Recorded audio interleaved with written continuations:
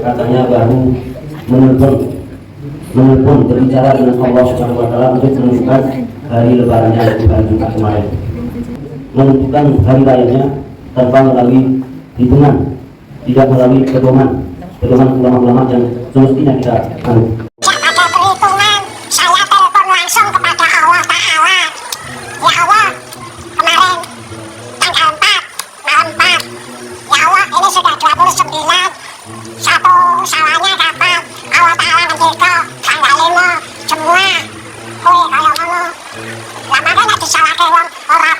Urusan Engson Gusti Allah. Terkait pernyataan saya tadi pagi tentang istilah menelpon Gusti Allah Subhanahu wa taala, itu sebenarnya hanya istilah, dan yang sebenarnya adalah perjalanan spiritual saya kontak batin dengan Allah Subhanahu wa taala.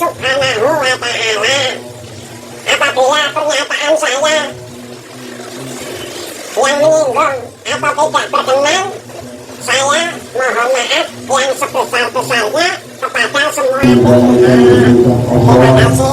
Meninggalkan segala larang-larang Allah, sehingga kita mudah-mudahan diangkat derajatnya oleh Allah Subhanahu wa taala sebagai hamba-hamba yang bertakwa kepada Allah Subhanahu wa taala.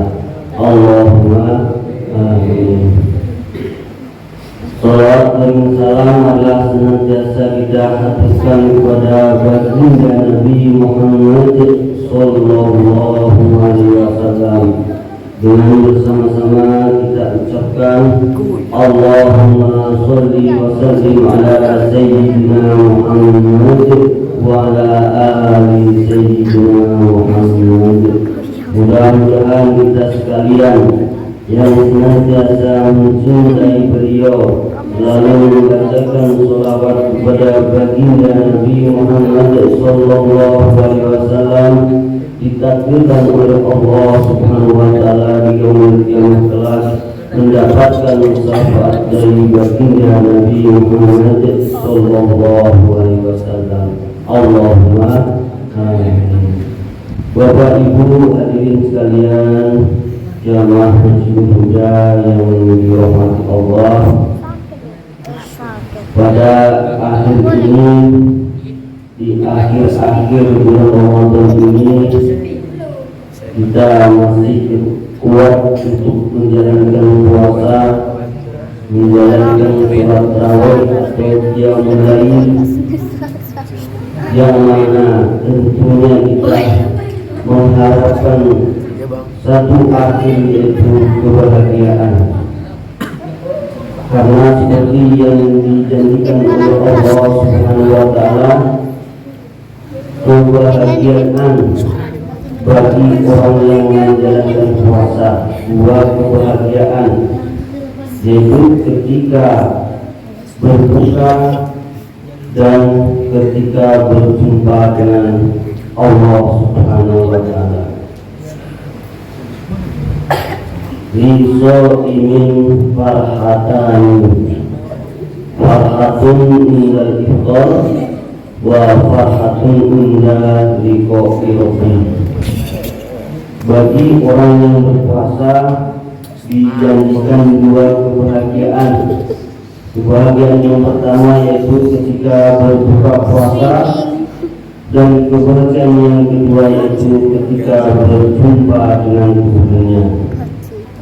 Jadi kami garis bawahi kemuliaan atau kebahagiaan yang paling tinggi yaitu ketika kita bisa berjumpa dengan Tuhan. Beruntung sekali kita yang menjalani puasa.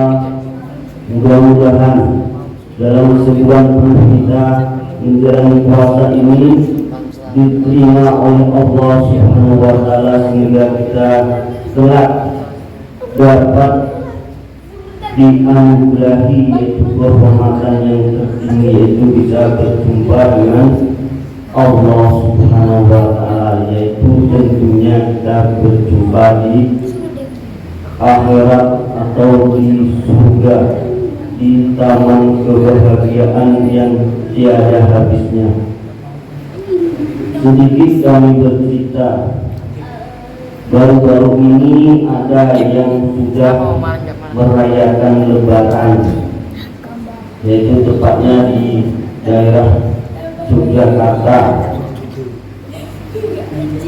dengan menentukan hari rayanya tanpa melalui hitungan, tidak melalui pedoman ulama-ulama yang semestinya kita anut, yaitu dengan pedoman berterus terang, katanya baru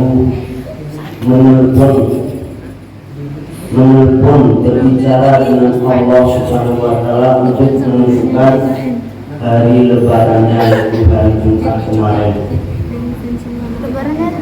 Jadi kita sebagai orang yang berakal sehat tentunya harus kita gunakan pikiran kita. Sungguh rendah sekali Tuhan kita dianggapnya, karena Tuhan kita adalah Allah yang Maha Agung. Rendah sekali orang tersebut menyatakan menelpon Allah, berbicara dengan Allah untuk hanya menentukan lebaran saja. Padahal dengan aturan-aturan yang biasa kita jalankan sebagai umat Islam untuk menentukan bulan Ramadan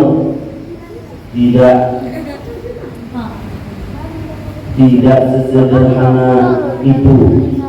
Harus dengan melihat bulan, harus dengan hisab, menghitung, dan juga dengan sidang dengan para ulama-ulama berkumpul, baru menentukan bulan puasa dilaksanakan. Kalau perbedaan itu cuma sedikit, mungkin sehari itu sudah biasa, dan mereka pun dengan memakai pedoman masing-masing dan juga mempunyai dalil yang kuat untuk menentukan masuknya bulan puasa.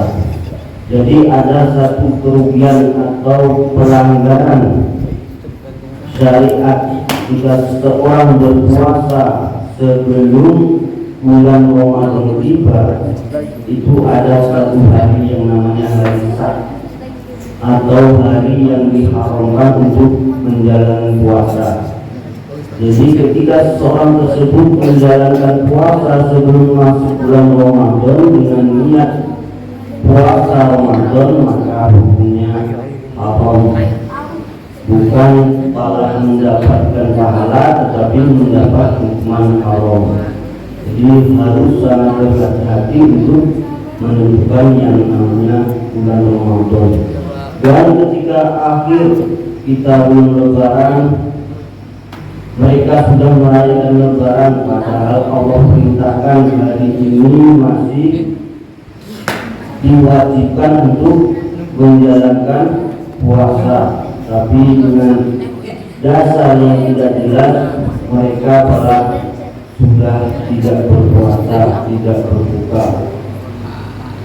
Jadi Bapak Ibu hadirin sekalian yang dirahmati Allah, dengan fenomena-fenomena akhir zaman yang aneh, kita harus kembali dengan dasar ilmu syariat yang diajarkan oleh para ulama kepada kita sekalian. Diceritakan Nabi Musa saja, ketika Nabi Musa saja yang bergelar kalamullah, dapat berbicara dengan Allah. Ketika Nabi Musa berhendaki ingin melihat bentuk Allah Subhanahu wa Ta'ala, Nabi Musa tidak sanggup, karena Allah Subhanahu wa Ta'ala itu tertutup 70 hijab. Jika pada saat itu dibuka satu hijab saja, Allah hendak memperlihatkan keagungannya kepada Nabi Musa, gunung yang besar, gunung Tursina hancur lebur, dan Nabi Musa pun sampai pingsan. Dan setelah kejadian tersebut, Nabi Musa itu turun dari gunung tersebut, tidak dapat berkumpul dengan para manusia selama 40 hari 40 malam bersembunyi, karena begitu dia mendengar suara manusia, begitu dia mendengar suara makhluk, telinganya itu diceritakan dalam kitab Ihya seakan-akan mau pecah, karena Nabi Musa baru saja berbicara dengan Allah. Jadi begitu agungnya Allah Subhanahu wa taala berbicara kepada Nabi Musa, dengan keberkahan tersebut itu untuk kembali Nabi Musa kepada para manusia ini beradaptasi sungguh harus melalui waktu yang panjang. Selama 40 hari beliau tidak dapat berkumpul-kumpul dengan manusia, harus menyembunyikan diri, karena antara agungnya Allah dengan makhluk itu sungguh jauh sekali. Maka dari itu, mari Bapak Ibu hadirin sekalian, ketika kita mendengar atau ada kabar-kabar yang di luar logika, mari kita kembali kepada syariat agama Islam, kita kembali dengan dasar ilmu agama supaya kita tidak tersesat. Mudah-mudahan dengan kita bertambah keyakinan kita, senantiasa istiqomah dalam beribadah, menjadikan Allah Subhanahu wa taala senantiasa melindungi kita dari ajaran-ajaran yang kurang baik, dari ajaran-ajaran yang menyesatkan, sehingga kita mudah-mudahan bisa selamat di dunia ini hingga ke akhirat kelak. Allahumma amin.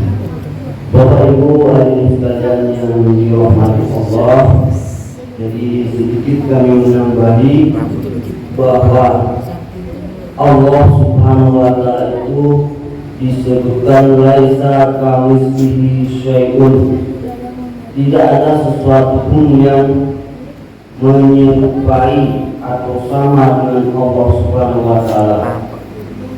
Sesuatu pun di alam semesta ini tidak ada yang menyamai Allah Subhanahu wa taala, karena Allah Subhanahu wa taala itu mempunyai sifat wujud, idam, baqo, mukhalafatul hawadisi, berbeda dengan makhluknya, dan itu sifat wajib bagi Allah yang nomor 4. Kita wajib untuk meyakini bahwa benar-benar Allah Subhanahu wa taala itu sangat berbeda dengan makhluknya, karena makhluk itu adalah ciptaannya Allah. Tentu saja ciptaan tidak ada yang menyamai kepada Sang Penciptanya.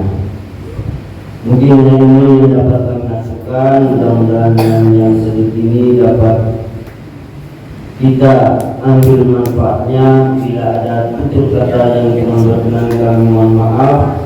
Akhirul kalam, wassalamualaikum warahmatullahi wabarakatuh.